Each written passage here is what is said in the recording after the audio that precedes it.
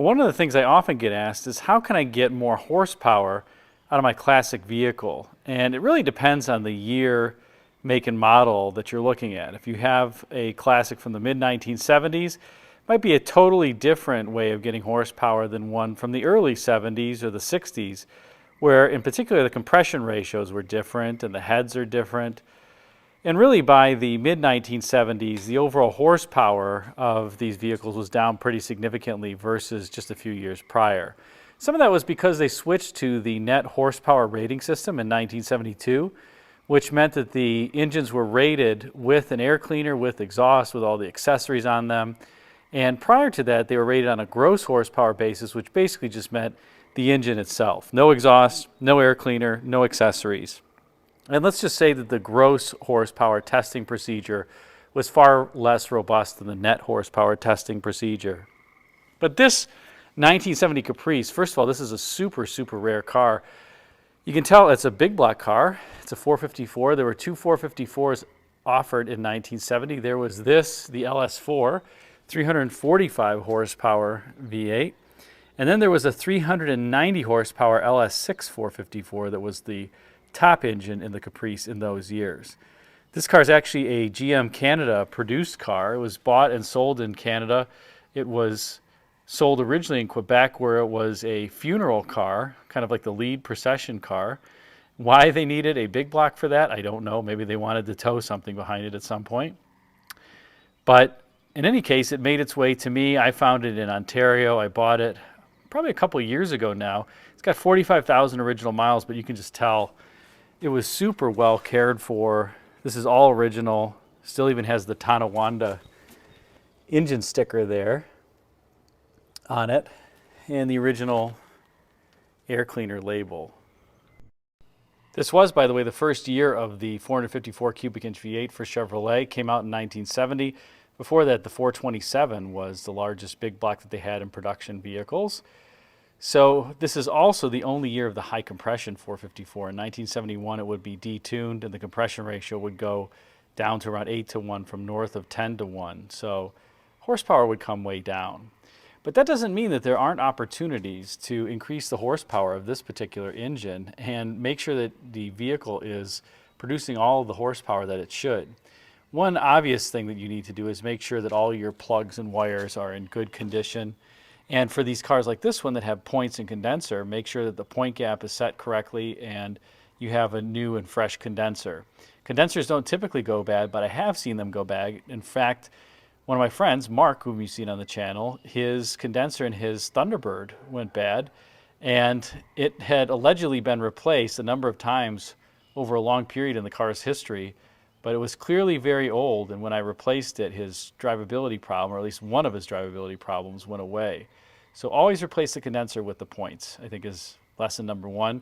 And these GM cars, it's really easy to set the point gap because you just have to get the car to start, and then you can put a dwell meter on the coil and then to ground, and you can set the point gap. There's a little window in the distributor that you can open right there that lifts up, and you put an Allen head wrench in there or an Allen head key, and you can move the points back and forth and set the dwell, and you're all set to go. You want to set that first, then you set the ignition timing.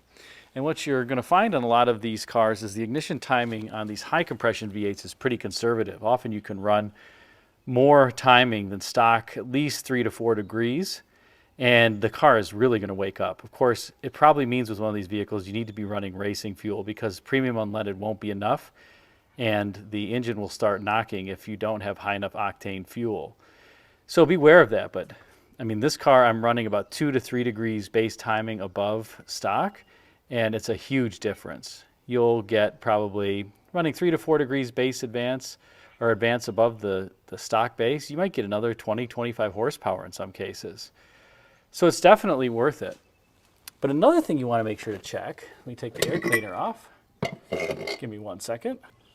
And here we have this engine with the air cleaner off. Another thing you want to check is that the throttle actually has full travel. And I will tell you that on a lot of these cars, these old cars in particular, the throttle pedal height is adjustable. In this case, you can see here it just clips in, But this rod is actually adjustable. You can spin it and rotate it, and it will lengthen or shorten the distance of the rod. And one of the things that was interesting about this car when I got it was that the transmission wouldn't kick down. And that's kind of your first sign that this accelerator pedal height is not set correctly, either that or your kickdown switch is dead. But you can see when you step on the accelerator, here's the kickdown switch here, this throttle pushes on that kickdown switch. And that's what kicks the transmission down. Now when I got the car, this accelerator pedal travel would stop right about there because of how it was adjusted. Notice that rod is threaded back there. So somebody had adjusted it so that the accelerator pedal was lower to the ground and you didn't have full travel. I only had about 2/3 of the travel that I should on the throttle. So the secondaries weren't opening, and consequently I didn't have as much power as I thought I should. So all I had to do then was just take this little clip off, you unhook the rod and you spin it, and you put it back in and you set it so that you have full travel when you mash the accelerator. That's as easy as it is. I've owned 3 different cars where this was a problem. My 65 Bonneville, my 66 Catalina, and now this Impala all had the accelerator pedal height misadjusted to the point where they weren't getting full power, and also to the point where the kickdown switch wasn't activating. So now I've adjusted them all. They're way faster. And that's something, like I said, that a lot of people and mechanics just overlook. But like I said, the accelerator pedal height on these is adjustable.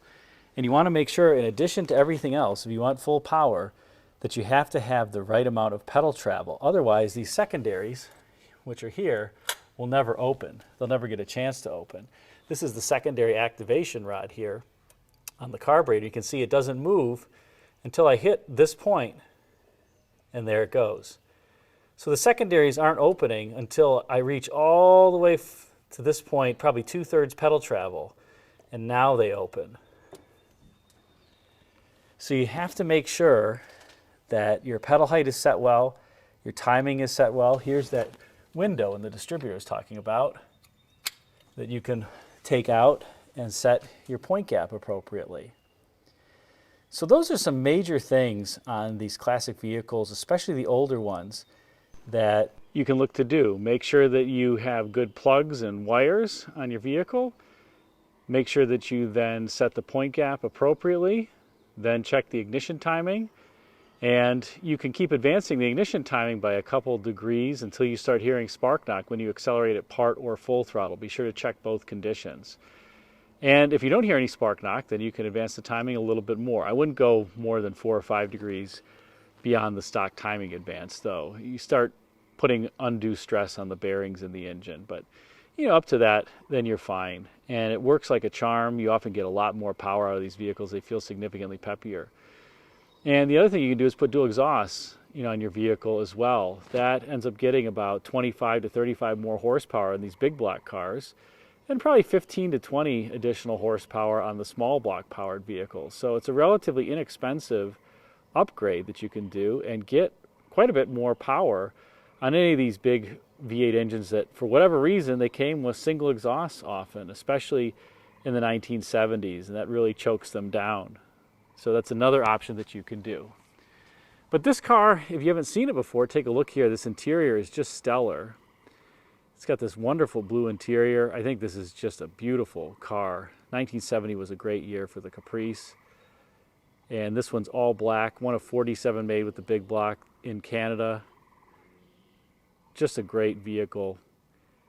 I drive my pickup truck, and my pickup has actually towed this Caprice, but 2.7 liter turbo 4-cylinder just doesn't have the same sound or feel as one of these wonderful, wonderful Chevrolet big blocks with high compression, especially the 454, which again was unique to 1970 only in high compression form.